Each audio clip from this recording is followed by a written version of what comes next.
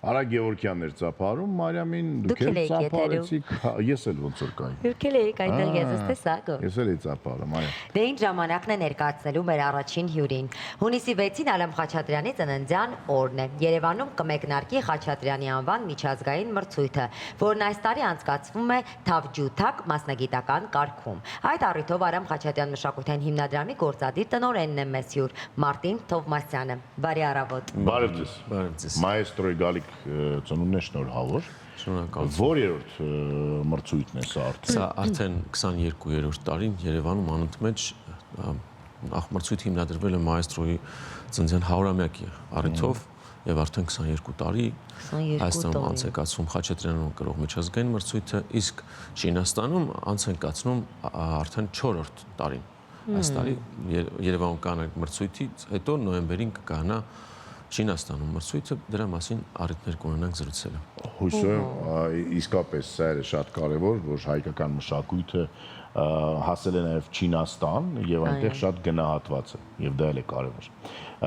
Ինչու հենց Թավջութակ, ինչու այդպես այդ գործիքը ընտրվեց եւ քանի մասնակից արդեն գրանցվել է։ Մրցույթը մուլտի մասնագիտական կարգերում է անցկացվում, այսինքն ունենք դաշնամուր, Թավջութակ, դիրիժորություն եւ ջութակ։ Եվ ըստ ռոտացիոն կարգով յուրաքանչյուր տարի փոխվում է մասնագիտական կարգը։ Թավջութակի ժամանակն է։ Այս տարի Թավջութակի ժամանակն է, այո։ Քանի հայտ ունեինք։ Ունենք 300-ից ավելի հայտեր աշխարհի թիվը չնշեմ, գրեթե բոլոր ծայրերից ընտրված, բայց նախընտրական փուլը հաղթահարում է բնականաբար 24 մասնակիցներ։ Այսինքն ինքը միջազգային մրցույթ է։ Միջազգային մրցույթ է, մրցույթը տարածաշրջանում եզակի միջազգային մրցույթ է, ով հանդիսանում է միջազգային մրցույթների համաշխարհային ֆեդերացիայի լիիրավ անդամ եւ մրցույթի ավարտից հետո պատիվ ունեմ մրցույթը ներկայացնելու նաեւ մրցույթի համաշխարհային ֆեդերացիայի գագաթնաժողովին, որն այս տարի կկայանա անմիջապես մեր մրցույթից 2 օր հետո։ Որտեղ։ Վիլնյուսում այս տարի կրկին ռոտացիոն կարգով Հայաստանում եւս մենք հյուրընկալել ենք համաշխարհային ֆեդերացիան եւ չեմ բացառում, որ առաջիկա տարիներին եւս առիթ կունենանք հյուրընկալելու միջազգային մրցույթների ֆեդերացիայի ներկայացուցիչներին Հայաստան։ Ասացիք, որ դաշնամուր, ջութակ, դիրիժորություն, Թավջութակ, այո, 4 մասնագիտական կարգ։ Չկան գործիքներ, որոնք որ ուզում են միանան կամ մտածում եք դրա մասին։ Ինչ որ փողային, օրինակ իմ սիրված Հաբոյը։ Շատ լավ հարցեր, չենք բացառում, բայց քանի որ մրցույթը բավականին նախ ներգրավում է նվագախումբը եւ մենք իհարկե երջանիկ ենք, որ ունենք Հայաստանի պետական սիմֆոնիկ նվագախումբը որպես մրցույթի պաշտոնական նվագախումբ մայստրո Սերգեյ Սմբատյանի ղեկավարությամբ եւ կախված նաեւ ժամանակացույցից, կազմակերպչական հարցերից բավականին խիտ է օրակարգը, այլ ոչ թե միայն այս մեկ շաբաթն է, մենք ամբողջ տարին պլանավորում ենք, արդեն պլանավորում ենք մյուս տարվա, այսինքն գալիք տարվա դաշնամուրի մրցույթին եւ դրան հաջորդող նաեւ մրցույթներին։ Խոսենք մի փոքր մրցույթի կանոններից եւ այն կարևոր կետերից։ Ինչ ստեղծագործություններ են ներկայացնում։ Միայն Արամ Խաչատրյան, թե հնարավոր է նաեւ ինչ որ ազատ ոճի երաժշտություն։ Բնականաբար Արամ Խաչատրյանի ստեղծագործությունները ընդգրկելով երկացանկերում նպատակ ունենք, ինչպես դուք նշեցիք, հռչակելու եւ տարածելու հայ մշակույթը։ Բայց բնականաբար ընդգրկված են դասական կոմպոզիտորական արվեստի փառահեղ ստեղծագործություններ, սակայն շեշտադրումը բնականաբար Արամ Խաչատրյանն է։ Եվ խոսելով հենց երկացանկից, շատ կարեւոր է, որ մեր 300-ից ավելի մասնակիցները արդեն իսկ պարտավոր են նաև պատկերացում ունենալ եւ դիրապետել Խաչատրյանի ստեղծագործությունը եւ բնականաբար արդեն նախընտրական փուլը հաղթարած մասնակիցները պետք է կատարեն այդ ստեղծագործությունները։ Եվ պատասխանելով ձեր հարցին, ունենք ինչպես Արամ Խաչատրյանի ստեղծագործությունները, այնպես էլ հեղինակավոր կոմպոզիտորները։ Ովքեր են որոշում ով անցավ, ով չանցավ, ասուդիկտո, այդ հարցը բոլորին կարծես թե միշտ հետաքրքրում է։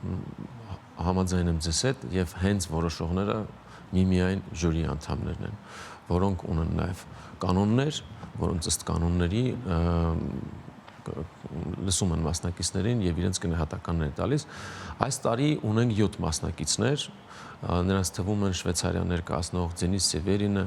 Ֆինլանդիայից Մարտի Ռոսին, մեծ միացյալ թագավորություններից Տիկին Ժոզեֆին Նայթը, ով Լոնդոնի Ռոյալ Ակադեմիայի թագավորական ակադեմիայի հեղինակավոր պրոֆեսոր է, Միո Ռիոն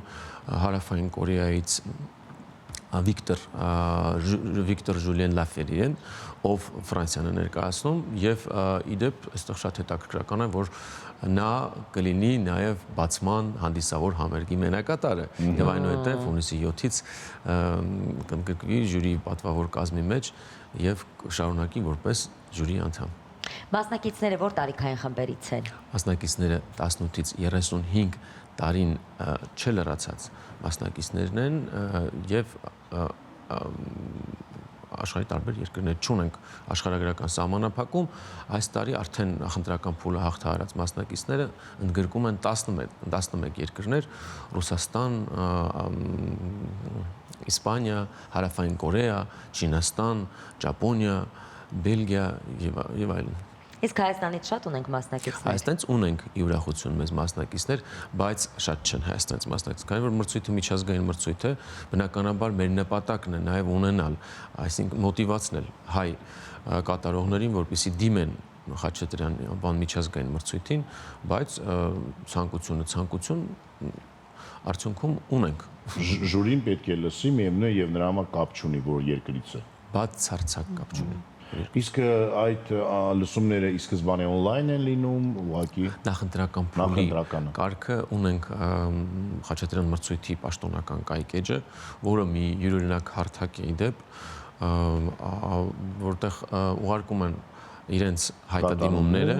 եւ կատարումները, ընդգրկում են անձնական տվյալներ, կատարումներ եւ դրանք նախ մշակվում են, արդյոք համապատասխանում են այն չափորոշիչներին, որ մրցույթը սահմանել է, այն նշաձողին եւ այնուհետեւ տրամադրվում է նախընտրական փուլի ժյուրիին, ովքեր քննում են մասնակիցներին եւ արդեն ընտրում նախընտրական փուլը հաղթահարած մասնակիցներին։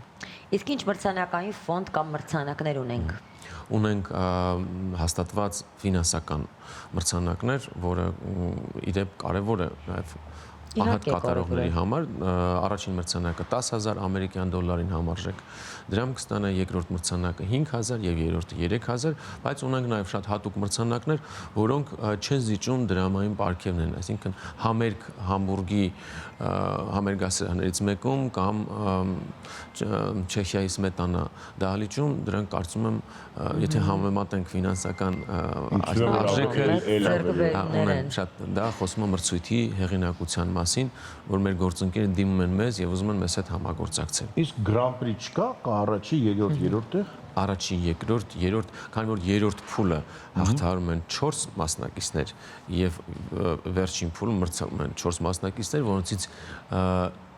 3-ը զբաղեցնում են համապատասխան մրցանակային տեղեր, բայց հատուկ մրցանակները կարող են զբաղեցնել, կարող են ունենալ նաեւ առաջին փուլը չհաղթահարած, օրինակ երկրորդ փուլ չանցած մասնակիցները։ Քանի օր է տևում ընդհանուր առմամբ մրցույթային Մրցույթը այս մասնագիտական կարգում ընթանում է հունիսի 6-ից մինչև հունիսի 13-ը, մրցույթը մեկնարկում ենք տոնական համերգով, նախ Արամ Խաչատրյանի տուն-թանգարանում մենք մեկնարկում ենք մամուլի ասուլիսով, ապա այցելում ենք Արամ Խաչատրյանի շիրմաքարին, ծաղիկներ ենք խոնարհում հիշատակելով մայստրոյի վառ հիշատակը հիշելով եւ ապա երեկոյան Արամ Խաչատրյան համերգասրահում հունիսի 6-ին իդեպ բոլորի հրավիրում եմ, մասնավորապես ձեզ եւ սա ձեր Մենք սիրով ներկա կգտնվենք։ Ուրախ կլինենք տեսնել ձեզ։ Շնորհակալություն։ Որտեղ Հայաստան պետական սիմֆոնիկ նվագախմբի հետ հանդես կգա նաեւ Վիկտոր Ժուլիեն Լաֆրեն, ով կներկայացնի Խաչատրյանի հանրահայտ թավջութակի կոնցերտը։ Իսկ ամենաշատը որ ստեղծագործություններն են հնչում սովորաբար, օրինակ կարող եք ասել, որ սուսերով պարը միշտ հնչում է, թե չկա այդպիսի բան։ Կախված մասնագիտությունից, եթե թավջութակը, թավջութակի կոնցերտ, եթե դաշնամուրը, դաշնամուրի կոնցերտ։ Այո։ Հատուկ ինչ որ սեր դեպի գործ չկա։ Գործը Խաչատրյանի հիմնական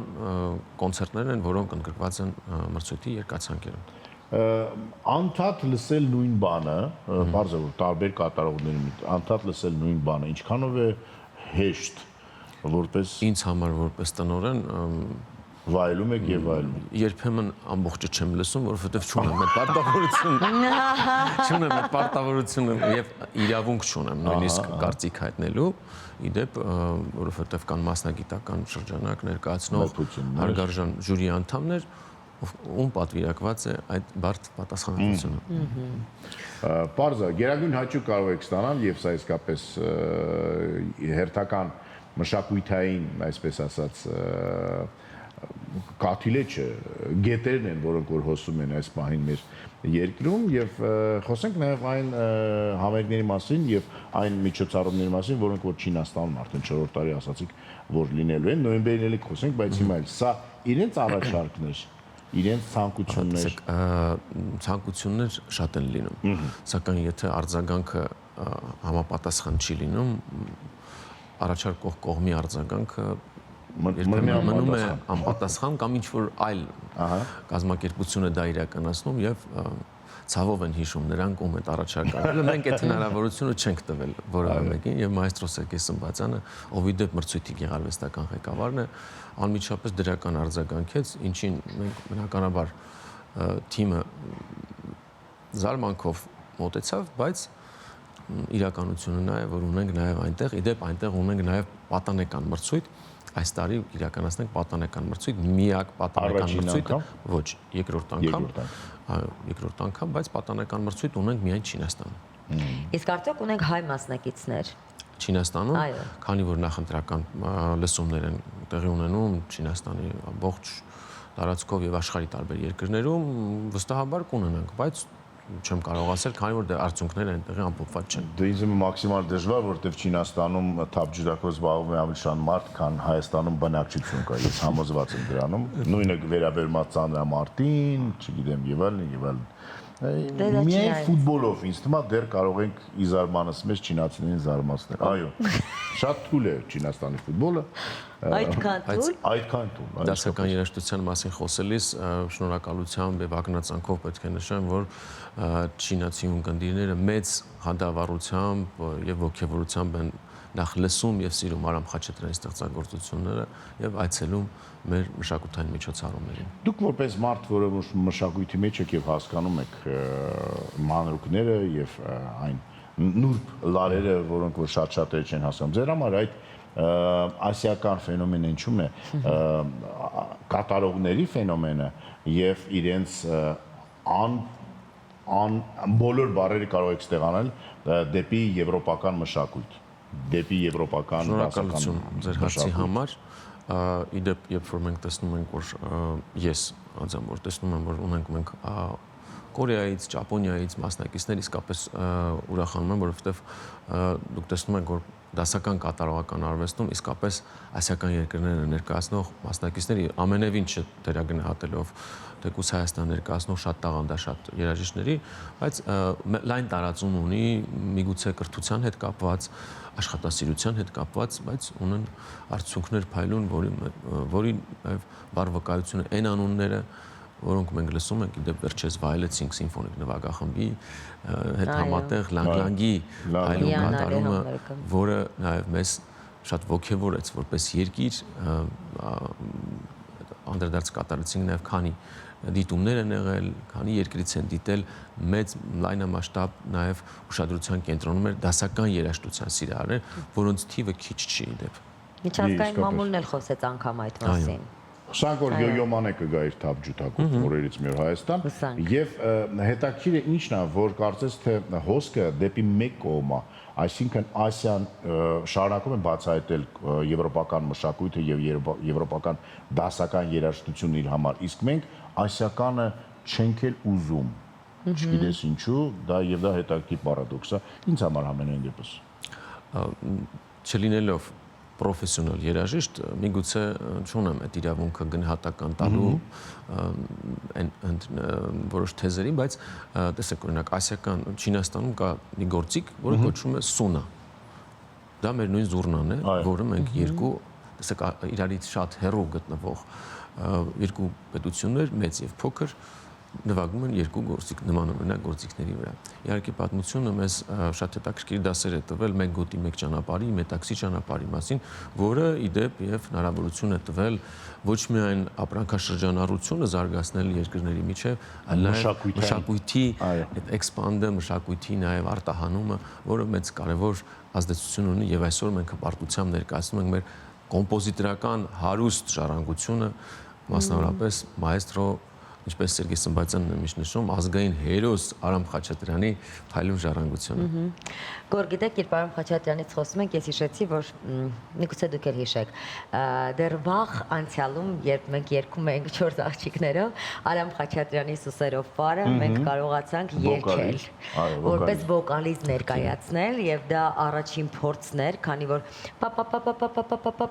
նովը վալնայում նորալիքը, որը որ նոր էր այսպես շատ հայտնի Հայաստանում եւ առաջին ստեղծագործությունը, երբ դու պետք է ներկայացներ քո երկրի հիթը,